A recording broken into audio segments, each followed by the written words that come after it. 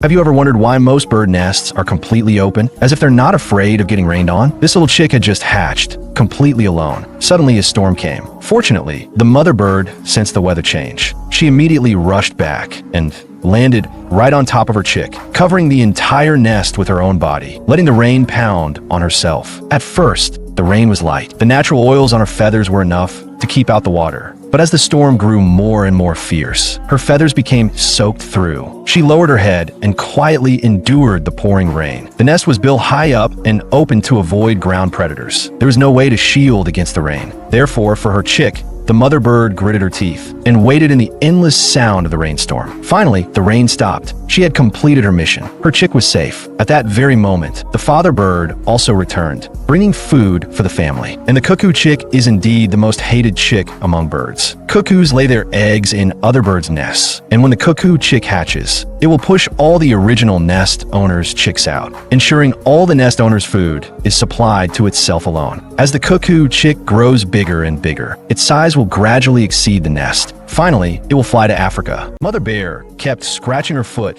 with her 15-centimeter long claws. But to fill her child's belly, she still endured the pain to get the wasp nest. But just as she stuck her head into the hive to get the honey, the rocks at the mountaintop collapsed, and a large stone directly broke Mother Bear's neck. The cub beside her instinctively dodged the falling rocks. When he came to his senses, he found his mother was pinned under a rock. In confusion, his first reaction was to save his mother. He came to the rock, used all his strength, and tried to help his mother escape. But his strength was really too small. Facing a rock several times larger than himself, he could only move some small stones nearby. At this moment, the cub still didn't know what death was. Seeing his mother motionless, he thought she had just fallen asleep. After trying many times and still unable to move the rock, the cub lay beside his mother and waited. He thought that when he woke up, his mother would find food for him, as usual. Just like that, 2 long days passed. The cub still hadn't waited for his mother to wake up. Only now did he vaguely realize that his mother had left him forever. The little bear hadn't eaten for 2 days. He had to go out to look for food.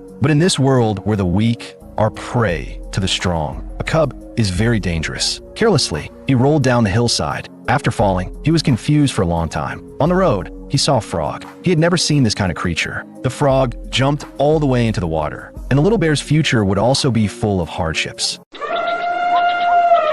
A mother elephant was leading her calf across a busy highway. Due to darkness and poor visibility, the baby elephant was hit by a truck. Its body was pinned under the front bumper. The impact killed it on the spot. The mother elephant froze beside the truck, staring at the calf that had just been by her side. In desperation, she pressed her head against the vehicle, trying to lift it, but the truck was far too heavy. Rescue workers tried to get her to move away, but she refused to budge. She stood there all night, refusing to leave. Eventually, they wrapped chains around her and gently pulled her aside. Her trunk hung low, trembling, as if she had lost everything. The rescue team used vehicles to drag her away for treatment. She didn't want to go. She tried to block the truck, but it was no use. Meanwhile, the calf was carefully lifted out by a loader. Fortunately, the mother elephant was only slightly injured and was released back into the wild. But she was still mourning, and the rescue team was keeping a close watch. By night, the mother elephant returned to that road. She was still waiting for her little elephant to come back. What do you think of this elephant mother's behavior? You must be curious. The T-Rex's arms were shorter than a ruler. So what were those tiny arms even for? Scientists have been puzzled by this for decades, because from an evolutionary perspective, almost all organisms eventually phase out unnecessary organs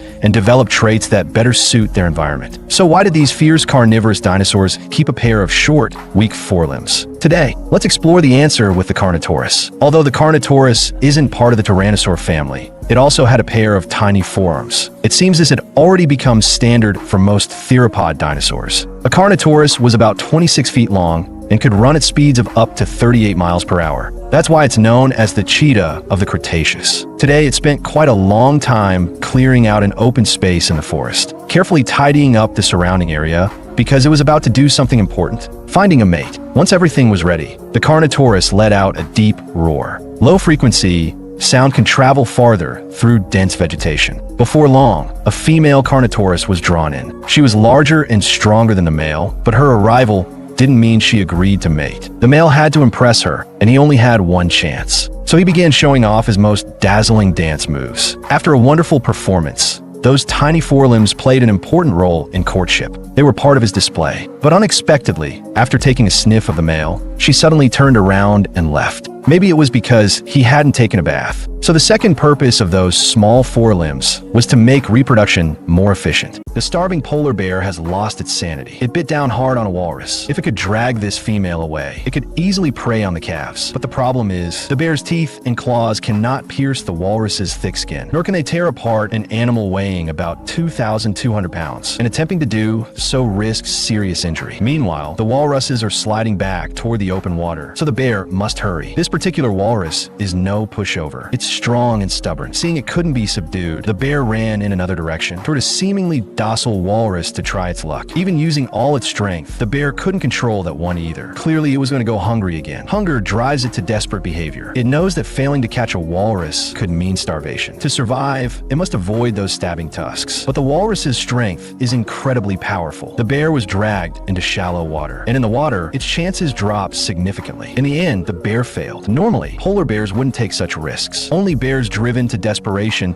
by hunger would attempt to take on walruses. Worse still, this bear was stabbed by the tusks. Now barely able to walk and injured, it can no longer hunt effectively. So it lies there with diminishing chances of survival. If global warming continues to make Arctic ice melt earlier and earlier, more polar bears will face the same fate. A female wildebeest was going through a difficult labor. She first knelt on the ground to ease the pain, then collapsed on the grass. After some hard struggle, the calf's head finally emerged. With one final push, the mother stood up and the newborn wildebeest came into the world. The mother had to quickly lick the calf clean because the smell of blood could easily attract predators. The little one kicked its legs in the air, then rolled over and lay on the ground. It tried to stand up.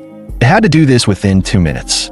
Its wobbly legs splayed outward, but it worked hard to maintain balance.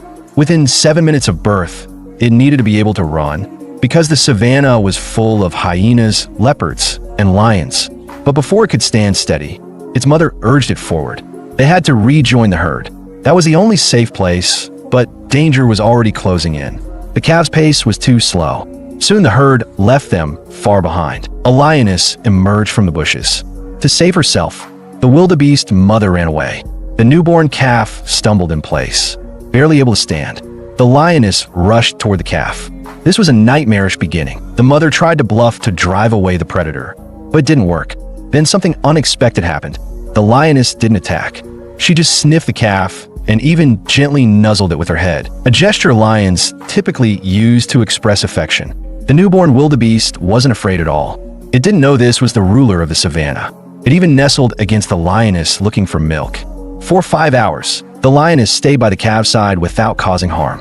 The wildebeest mother watched from a distance, too frightened to approach. Eventually, a pack of wild dogs appeared, drawing the lioness's attention. She left the calf. The little one wandered aimlessly on the plain. Its mother was nowhere to be found. Thunder rumbled, dark clouds gathered, and rain poured down on its fragile body.